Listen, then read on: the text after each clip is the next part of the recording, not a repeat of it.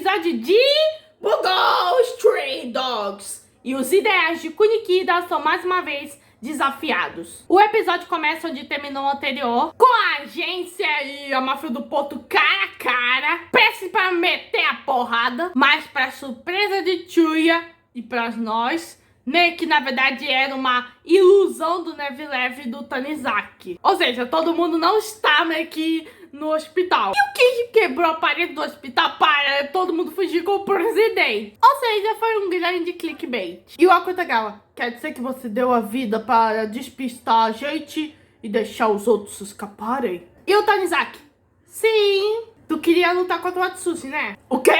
O Homem-Tigre? Na verdade, sim.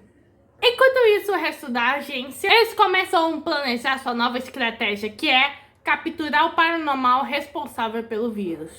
Parece meio que eles mudarem as regras. Ou eles encontram, matam o paranormal responsável pelo vírus, ou nós só dar um toque belezinha. O Atsushi pergunta o que eles vão fazer se o paranormal estiver fugindo. O Rampo fala que ele continua por perto, já que um veneno usado pela arma sempre requer um antídoto. Portanto, que quando eles estiverem fazendo esse canibalismo, com certeza estarão em Yokohama. De acordo com Dazai, o Furuidou chamou um certo paranormal que é um criminoso.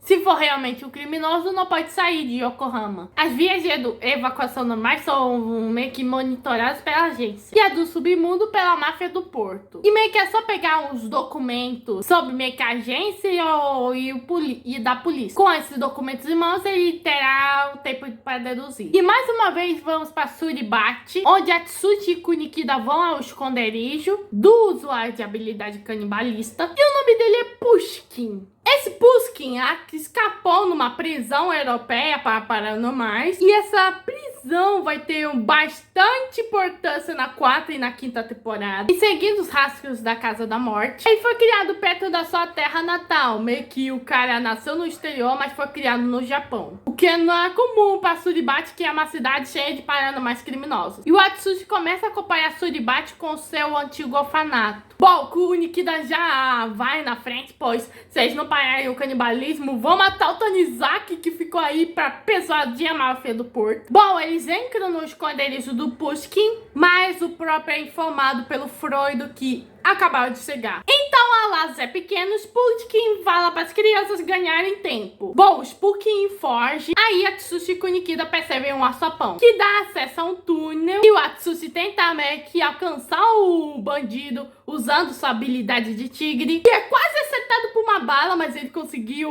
pegar a bala com os dentes. E nisso eles são cercados pelas criancinhas que falam: vamos meter um ataque soviético neles! As crianças começam a atirar com a sua submetralhadora. Então o Kunikida já usa o porta-dopo para criar gás lacrimogênico. Isso dá tempo para os dois meio que tentarem meio que atravessar pelo gás. Só que uma das crianças ia atirar no Atsushi, mas é atingida pelo Kunikida. E só atinge o Kunikida, já que, né, é uma criança, mas calma que vai piorar.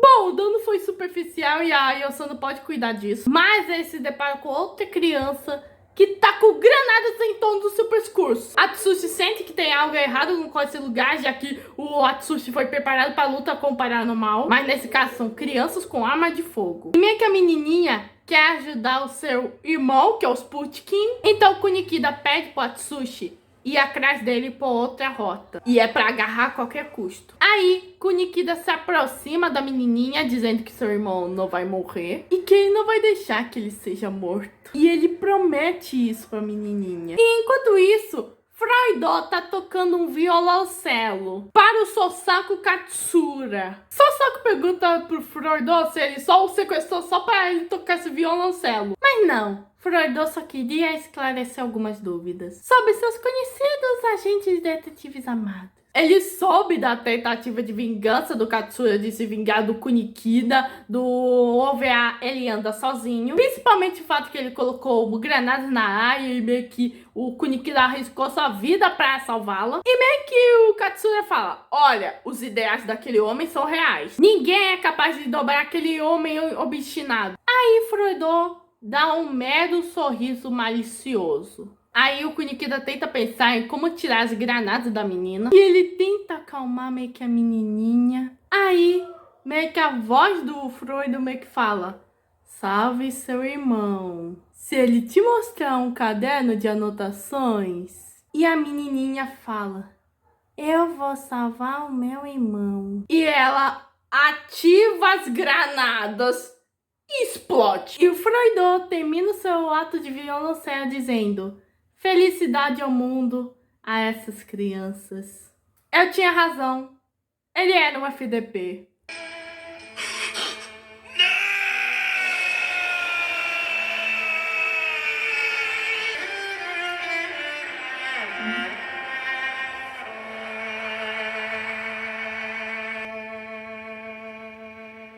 Felicidade a este mundo.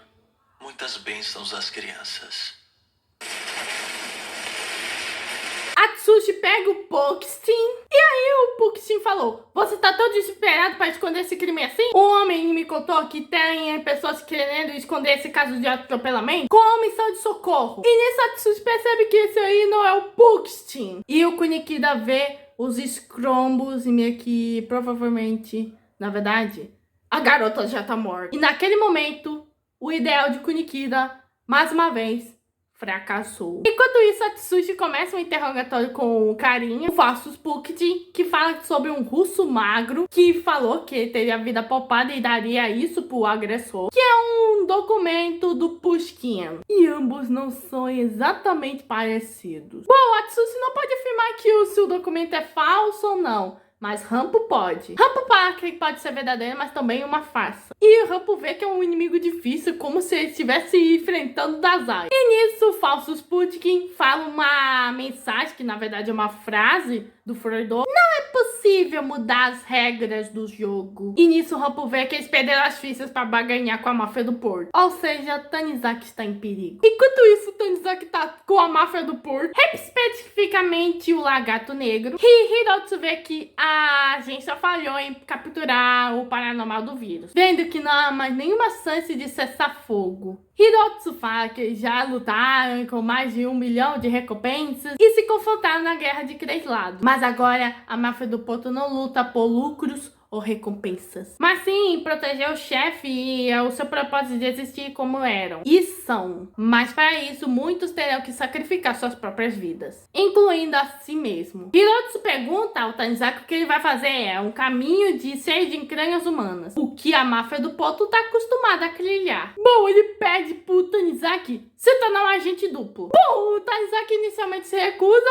mas o Hirotsu menciona Naomi. E vocês conhecem o Tanizaki, quando a Naomi tá em jogo, é que porque o bagulho tá sério. Hirotsu fala que se o Tanizaki não cooperar, a preciosa irmãzinha vai estar em perigo. E o Tanizaki, se tocar na Naomi, eu juro que eu mato você. E nisso o modo fúria de Tanizaki é ativado. E fala que não importa quantos capangas eu vou tentar atirar nele. Fala pra experimentar pra atirar. E de longe, meio que o Kunikida já sente a folhinha meio que ativada e já ativa o poeta do e meio que cria uma faquinha. E ele usa o Neve Leve pra criar vários clones. O Tachihara tenta atirar e o Hirotsu, olha, você não vai conseguir acertá-lo. E fala que isso é um exemplo pra não subestimar a agência de detetives amados. Nisso, Gin é quase atingido e o Hirotsu tenta ativar sua Camila pra meio que repulsar o Tanizaki, que é um Tanizaki de ilusão. E isso já mostra que quando o Tanizaki leva a sério, o poder dele é impressionante. O Lagarto Negro é preso na sala e Hirotsu vê que o poder do Tanizaki é perigoso e combina perfeitamente com o assassinato. E ficou bem claro que o objetivo do Tanizaki agora é matar o chefe! Todos os guardinhas tentam meio que proteger o andar de cima, mas Tanizaki meio que já entrou. E o Tanizaki entra meio que no quarto do Mori, que tava também consciente. Na verdade, não tava consciente, ele tava dormindo. E se ele acordasse um pouquinho nesse momento, meio que ele viria o Tanizaki. E pra conseguir deter essa guerra, quer matar o meio que o Mori. E o Mori deveria estar pensando assim: então é assim que está na pele do antigo chefe? E do outro lado, Fukuzawa acorda no quarto de Anne e meio que a Lucy, olha, você tá com uma febre bem alta. E meio que o Atsushi meio que deixou você aqui pra eu te ajudar na recuperação. Mas só isso, eu não tenho segundas intenções com o tigrinho. Bom, o seu tigrinho veio chorando pra mim e eu simplesmente não pude recusar. Fukuzawa começa meio que se contorcer, dizendo que eles não podem lutar contra a máfia do porto. E fala que a paz de Yokohama é mais importante que sua própria vida. E enquanto nesse ponto, a Koyo impede o Tanizaki matar o Mori, porque, né?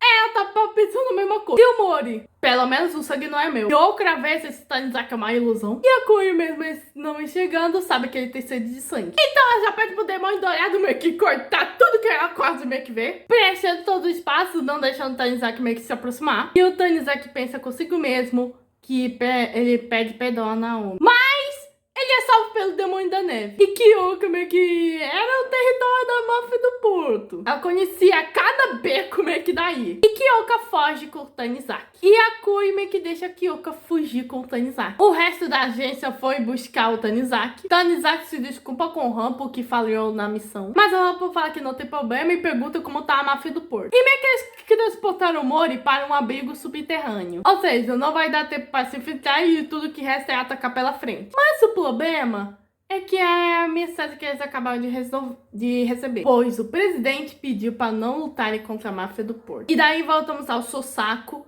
que pergunta ao Froido qual é o verdadeiro objetivo dele. O que ele quer. E o Froido só sorri maliciosamente de novo. E o episódio termina com esse sorriso do inferno. Gente, esse episódio foi full espionagem, com o Froido literalmente quebrando o espírito idealista do Kunikida, o deixando meio que sendo inútil pra salvar a criancinha. E a raiva do Tanizaki, quando meio que a irmã é colocada em jogo, é realmente impressionante a coisa dele. E no próximo episódio, o pau entre a agência detetives e a máfia do porto vai continuar comendo sol. Esse foi o episódio 9 da terceira temporada de Bungo Stray Dogs. Se inscreva no canal, ative o sininho, compartilhe. Muito busy.